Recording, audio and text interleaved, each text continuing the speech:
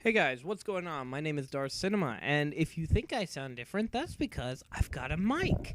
I know. Weird, huh? How good my voice sounds, or how nasally it sounds, depending if I still sound sick. Anyway, I'm going to make this very, very brief because I don't think I want to draw on the pain that a lot of us have been feeling from the recent RWBY finale. So I'm going to make this as brief as I can, and then I'll go into a short retrospective of how I think the season 3 has gone so far. You can call Volume 3 Season 3. I'm just going to, call it what I want. It's a season, pretty much. The episode very much carries on the dark tone that we've been used to over the past 5 or 6 episodes, starting with a fight between Cinder and Ozpin, where we've never seen Ozpin fight. And he's pretty badass. He's managing to hold his own against Cinder, but we haven't seen him. We don't see him that much. In fact, I believe this is the only point we see him throughout the entire episode, is this brief period within the first 2 minutes. We carry on with Jean and Pyrrha running out of the school. We have Ruby and Weiss actually going for the rest of Team Juniper. They volunteer to rescue Jean and Pyrrha.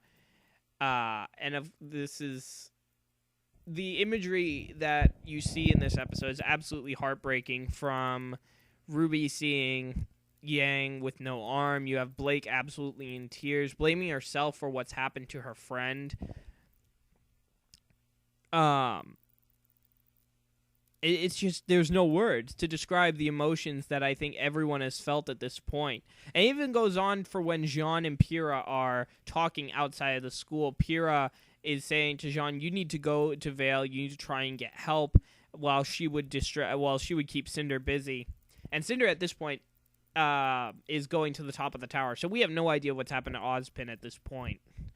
He's like, no, I'm not going to leave you like this. We need to go together. And then we get the moment that I think everyone for Arcos shippers were waiting for. Yes, Pyrrha kissed Jean and then promptly shoves him into a locker and sends it flying back to Vale.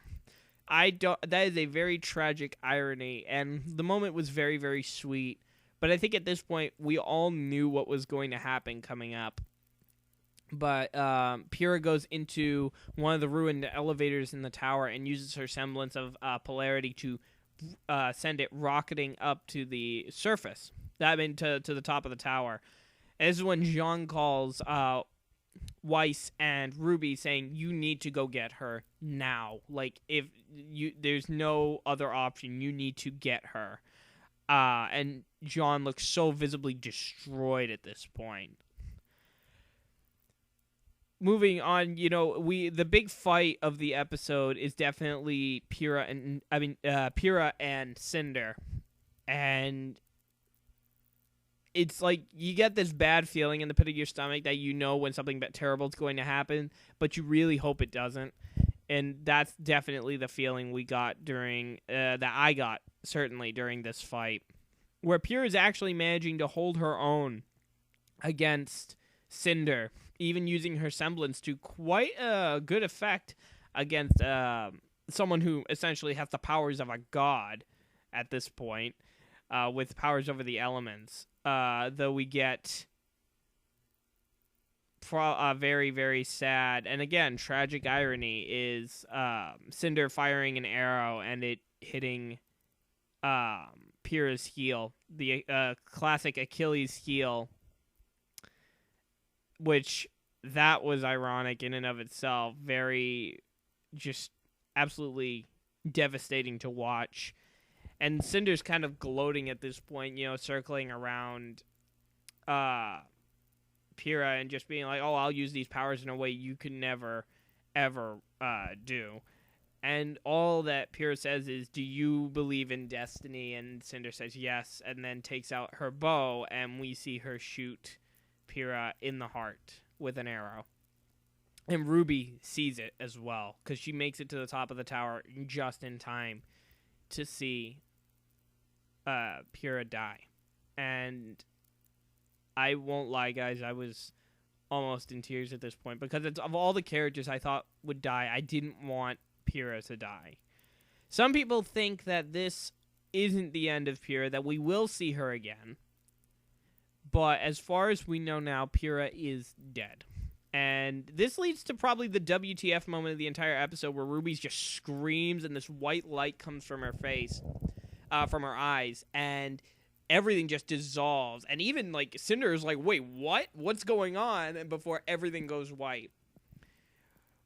At that point, when we get back, we have a conversation with both Tai Yang, who is voiced by Bernie Burns. So everyone give a hand for Bernie to have a cool not main character voice, but a prominent character to voice in the series. And they both Tai Yang and Crow make allusions to RWBY doing something to the dragon that was on top of the tower. We don't know it yet until Crow explains, and we allude to something that happened way back in Volume 1, which, if you guys remember, the first conversation between Ozpin and RWBY was, "You have silver eyes." Now, we find out later that, from Crow, that warriors with silver eyes were feared by the Grimm, and even one look could destroy a Grimm.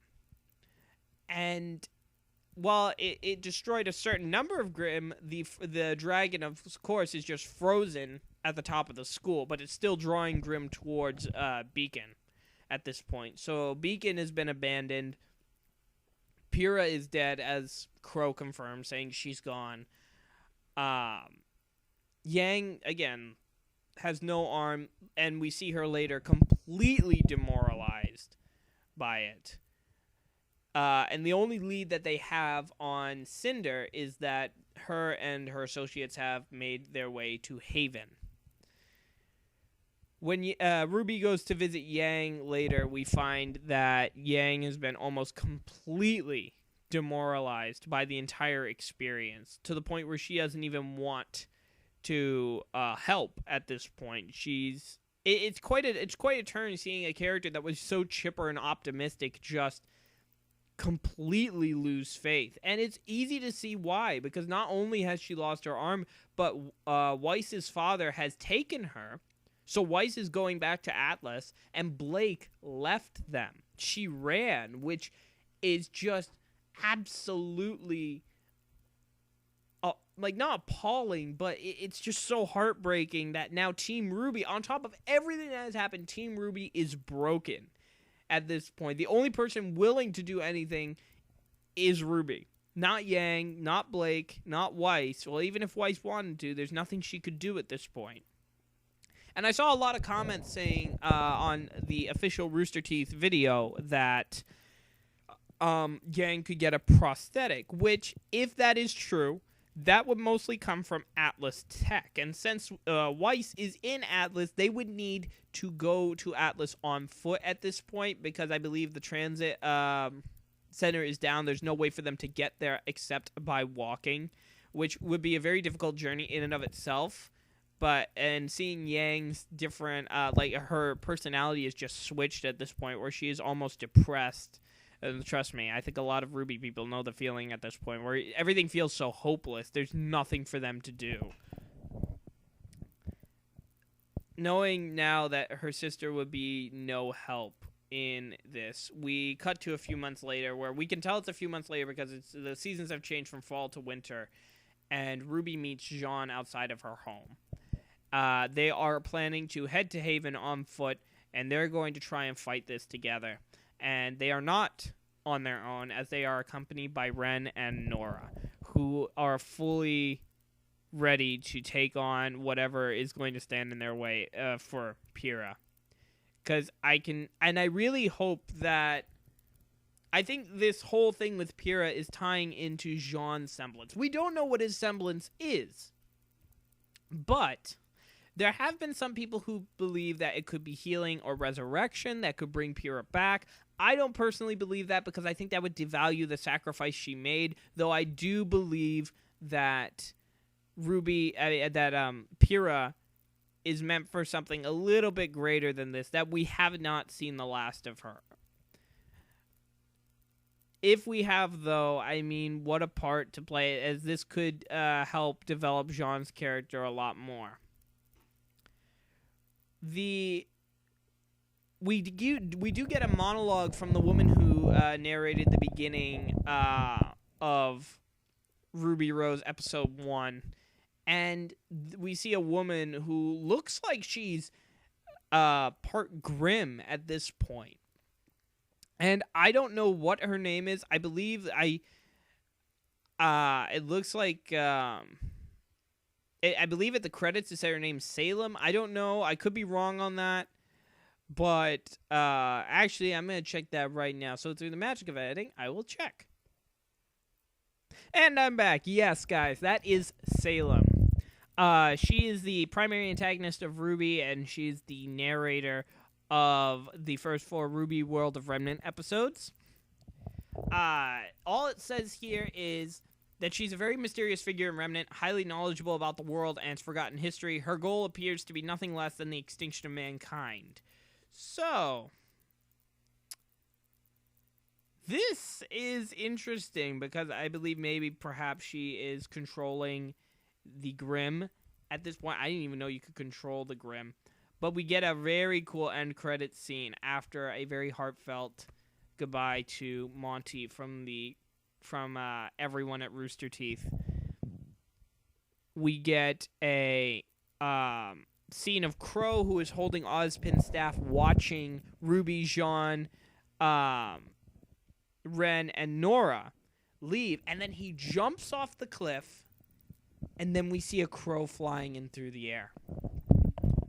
Does this mean there are people like, Animagus or Animagus? I believe that's how you pronounce it. It's been a while since I've read Harry Potter, but I absolutely love Harry Potter. That he can transform into a crow. Man, that's awesome. But that he will be following Ruby and the others every step of the way. Because, that's where he needs to go. So, well, guys, the biggest criticism I believe that RWBY Volume 2 had was with their finale, which I can definitely see why. The biggest problem with the finale was that it felt too lighthearted. There was not much that could be lost at this point. It was pretty much just your same old hunters and huntresses fighting Grimm, and there was nothing really...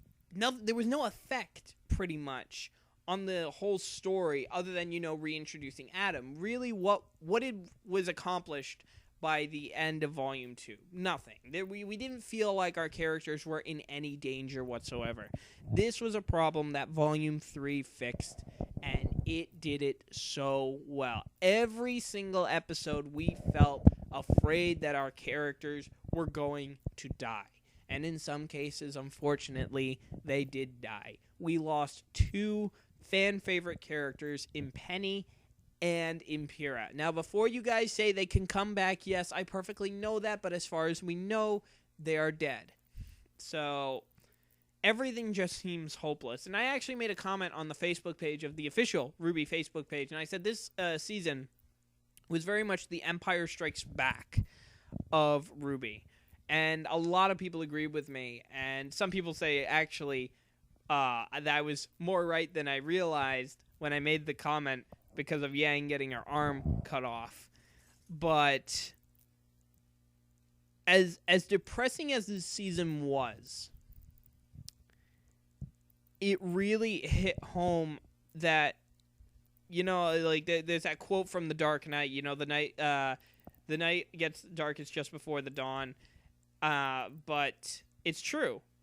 Things get worse before they get better, and while everything may seem hopeless now, everything will turn around. There is going to be more hardships. There will obviously be more deaths. We might very well see characters we have come to know and love pay that price for what they believe in. But their sacrifices will galvanize every other character to continue the fight. And that's why I think every gut punch to the emotions that we felt in Volume 3 is worth it. Because in the long run, we do know that these characters will succeed. And for every hit they take, they can dish it back out. So, for me personally, to Rooster Teeth, thank you so much for giving us an emotional roller coaster of a season. While I may not be happy that some of my favorite characters did not make it, there's no doubt in my mind that you deserve praise for delivering another fantastic entry into this story, and especially at so difficult a time after the loss of Monty. I have no doubt that he would most likely be very proud of what you've been able to deliver to us. And I really hope that this is just the first step in a continuing saga of amazing seasons that Ruby and her friends can deliver. So, from everyone here, at least, for all the fans, I think we can safely say thank you very much, Rooster Teeth. I personally thank you for giving us such a great show. Guys, I will continue to update you on any news about RWBY Volume 4 when it becomes available. I will probably do a retrospective of the seasons. I'm not sure yet, as I've pretty much covered Season 3 here, my general feelings on it. But let me know in the comments below, what kind of RWBY stuff do you want to see in the future? If there is anything, let me know, and I'll take a look and see if I can cover it, because obviously you people really, really love my RWBY videos. So, my name is Darth Cinema. I give you all a very emotional goodbye, and I will see all you RWBY fans in my next video. Take care, and I will see you later.